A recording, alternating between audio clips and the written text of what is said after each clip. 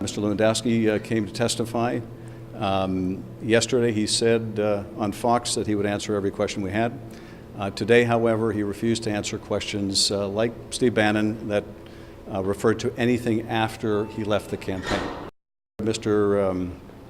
Lewandowski said that he was not prepared to answer those questions today, but that he would return to the committee at some later date to answer those questions.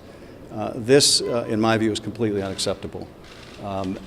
Now, as a committee, if we follow the practice that we maintained yesterday, we should have subpoenaed him today and compelled answers to those questions.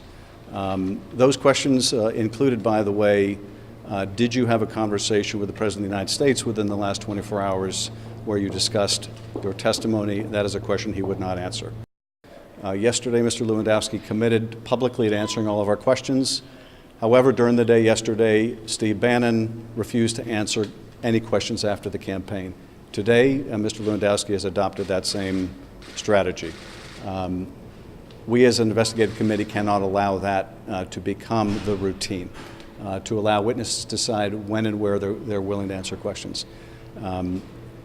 But moreover, given that another executive branch official today was fully willing to answer all these questions, it does tell us that the White House is treating Steve Bannon differently than others who served in the administration, and this committee is treating witnesses differently than they treated Mr. Bannon. Now, to me, it's inconceivable that you would come to an investigative hearing on these issues unprepared to answer questions about any event that took place either during the campaign or thereafter that was relevant to the issues we're investigating. So that, to me, is inexplicable. I can tell you that Mr. Lewandowski would not answer, and certainly not answer fully, whether he had discussed his testimony with the President of the United States. The Congress of the United States, let alone our committee, cannot allow a precedent where the White House can simply say, with no invocation of privilege, that in a lawful investigation by Congress, we're simply going to deny Congress information, or that we're going to treat Congress differently than we're going to treat special counsel, or the public for that matter. We'll respond to press inquiries, but we won't tell the Congress the same thing.